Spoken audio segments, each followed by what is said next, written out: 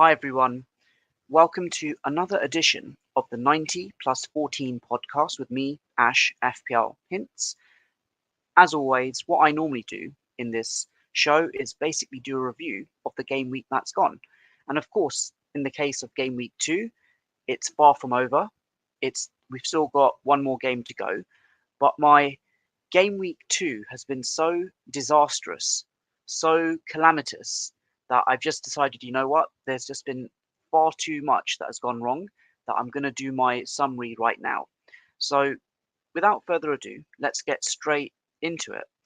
So for game week 2, as it stands right now, with the Arsenal fixture still to go, I'm currently 800,000 down on where I was for game week 1. And for those that tuned into my live stream on Friday night, I said that my plan was to ship out De Bruyne and to ship out get this right, De Bruyne and Bruno Fernandes for Mohamed Salah and Morgan Gibbs-White, and I would have made Mohamed Salah my captain. Now, unfortunately, something that I'm not used to doing is doing a live stream and updating my team in real time, and I knew that the deadline was at 6:15 BST on Friday night, but then in that I had a momentary lapse, forgot, and then I submitted my transfers exactly at 6:15.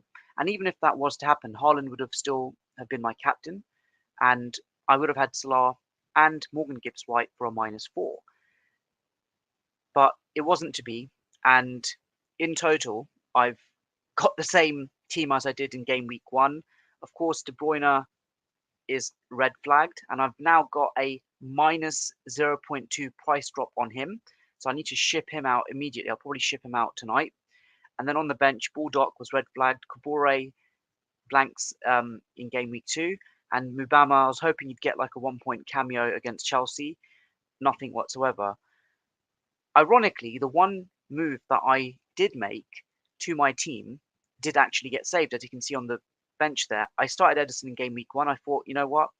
Ederson against this rejuvenated, a very bold Newcastle United team from that game week 1 fixture against Aston Villa. There's surely goals in that match, despite it being at the Etihad. And then you had Turner for Nottingham Forest against a Sheffield United team who seemed as if they couldn't score. And then again, that old saying goes, never back the cheap goalie when you've got a more expensive goalie. And that's what I did as a one-off. Didn't work out. And effectively, that feels like a -4. So I couldn't get my -4 registered for De Bruyne and Fernandes going out for Salah and Morgan Gibbs-White. But then basically starting Turner and benching Ederson was that. So yeah, that 4-point loss there, that's already a few 100,000 places lost from the get-go. But I can't complain too much. Estupinan and Mitoma, thankfully, delivered for me, albeit a generous fixture. Brighton have got some great form on their side as well from the end of last season and from the opening match. So I think that for all the times I've owned Mitoma towards the end of last season, I don't think he actually scored for me. He's assisted a few times. So it was nice to have Mitoma as a goal scorer for my team. So he had that spell in the early part of 2022 when he was scoring for fun. Then he kind of like dipped off. Then he started again, but was assisting more. And with Stupinan, I never owned him last season. I had on my wild card, bizarrely, the steal and dunk double up, which did work to some degree. So I just made sure that I was going to get a Stupinan from the get-go, and it worked out quite well, and it has done so far. Shaw against Tottenham, wasn't really expecting much, but the big disappointments really in midfield, Bruno Fernandes and Rashford against this transitional Spurs team. How could they not score like Manchester United?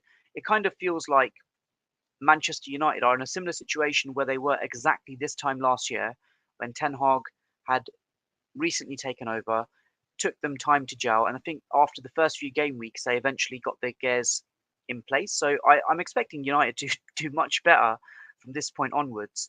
But this double up of Fernandes and Rashford, I'll probably give it a like I'll probably continue it for the next fixture. But then beyond that, if it doesn't work, I'd have to ditch one of them, most likely Bruno Fernandes.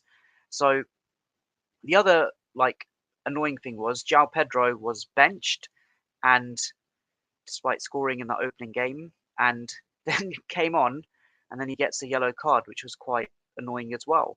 So literally, transfers failed, and if that -4 had gone through, I would have got 10 points for Mohamed Salah as a captain, and 2 more for Morgan Gibbs-White. -4 hit, I would have got 8 net points. Whereas instead, I had Haaland as my captain, Fernandes in, 5 points. So in total, I lost 3 points by that transfer not going through. But then with hindsight, I think, you know what? I've got effectively 2 free transfers now at hand. Can do a mini wildcard and correct it all by the time game week 3 kicks off. So there's time to correct it. But my learnings so far for game week 2 in particular are, do not leave your transfers right until the end of the deadline. And I was hoping for leaks, to be honest with you, because annoyingly, I didn't act upon the Gabriel leak just ahead of the game week 1 deadline. I just completely missed it because I was live streaming and I was doing my team selections. But ironically, the leaks that I did act upon, that Stones isn't starting and De Bruyne is starting, that didn't work in my favour because obviously De Bruyne got injured literally 2 minutes afterwards, which was quite annoying to say the least as well. And I look at the drafts that I had, but the glaring misses in my team right now, the one player who I wish I had, and I had him in a lot of my preseason drafts as well, was Mbeumo. And I could still get him in now, but I'm thinking actually, is Phil Foden someone I'd consider getting him in as well? So I'm almost certainly going to do at least 2 free transfers in game week 3, possibly 3. I'll do I call it a mini wild card when you do 2 free transfers and a -4. So that's something that I'm looking at potentially as well. I want to get Chilwell in for that fantastic Luton fixture. I was very disappointed with the way Chelsea performed against West Ham and all the stick that Moyes has had. He's actually had a reasonable start to the season. So at one point on Sunday morning, I thought, you know what, I could just triple up on Chelsea, get Chilwell in for Baldock, get Sterling in for De Bruyne, and get Jackson in for Pedro. Just go all in. If it doesn't work, I can wildcard during game week 4 with the international break. But then I just saw the Chelsea result. I was like, wow, that's a bit problematic. I want to get Chilwell in, of course, but not really happy tripling up on Chelsea now. So that would be a cause for concern. My plan basically is very short term now. Attack the fixtures in game week 3 and game week 4. I couldn't care less beyond that because then I will wildcard very shortly afterwards. IB4 if I absolutely need to. If I don't get the traction, just a reminder of the overall rank here as well. 2.6 million. I was 1.8 million after game week 1.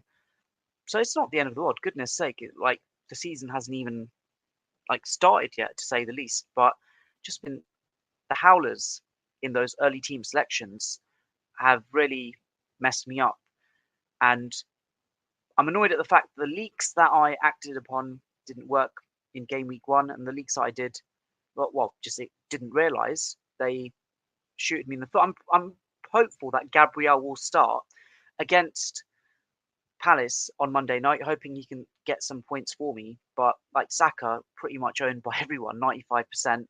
It literally is Gabriel. I'd need something special from him on Monday night to reduce that minus 800k deficit, really. So we'll see what happens. But João Pedro, the X-Mins were a concern for me, but I was willing to take a punt on him for the first 3 fixtures. But the fact that you've got Welbeck there, you've got Enciso, Pedro, and one other player that I can't really think about right now, but he is a massive minutes risk. So I'd rather get in a Wissar, who I had in my first preseason draft, or even a Jackson, and just go all out. And I could even just go Haaland as my sole striker as well. I hate the fact I've lost minus 0.2 on De Bruyne, but Another of my takeaways ahead of game week 3 is I will not leave it till minutes before the deadline to do my transfers. I might do a transfer tonight. I might do one on Monday night. Who knows? But I'm not going to leave it that late again. That's one of my biggest takeaways as well. And normally I look at my team. It's quite template heavy in many respects, but at the same time, I have to look for those upside players and those early form players as well. And it's clear that I've got no Brentford players, despite the generous run of games that they have and the good form that they have as well. So, kind of makes sense for me to invest in Brentford, perhaps Mbeumo. I'm thinking not for this fixture now, but like get rid of Fernandez, eventually get Foden in perhaps, or I could get Foden in now. So just need to give it food for thought really, in terms of what can happen there. But I have to sort this team out, and it doesn't look bad on paper, but it's just like this one bad game week where my transfers didn't register. I've got no auto subs, and it annoys me because the whole of last season I had missed out on so many points on the bench, and the week that I needed even one auto sub, it didn't work out. So it was a truly disastrous game week.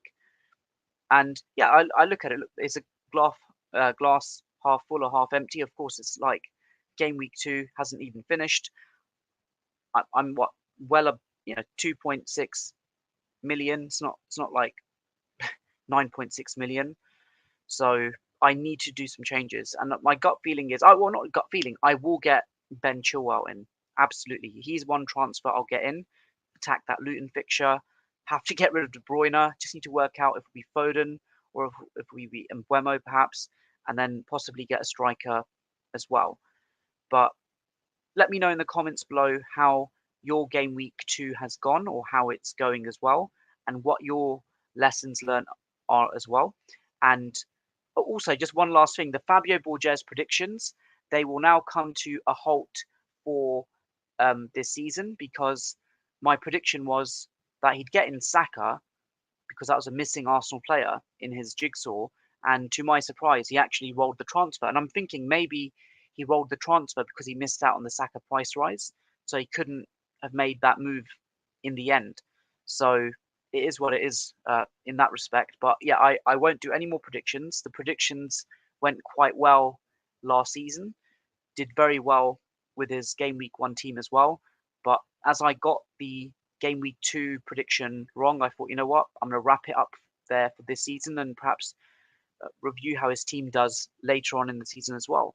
But this is the 90 plus 14 podcast for a reason, because it is a maximum of 14 minutes. And I can see that we're coming towards to the end of the show. As always, if you're able to like, share, or subscribe, that would be greatly appreciated. Or if you simply want to buy me a coffee, the link is in the description below. Take care and all the best. I'm hoping that Gabriel can deliver for me on Monday night with a goal and a clean sheet, and Saka can score a hat-trick, assisted by Gabriel, of course, as well. But yeah, look, it's early days, but it's got to take it on the chin and learn from the lessons from being burnt in game week 2. Take care and all the best. Thank you. Bye.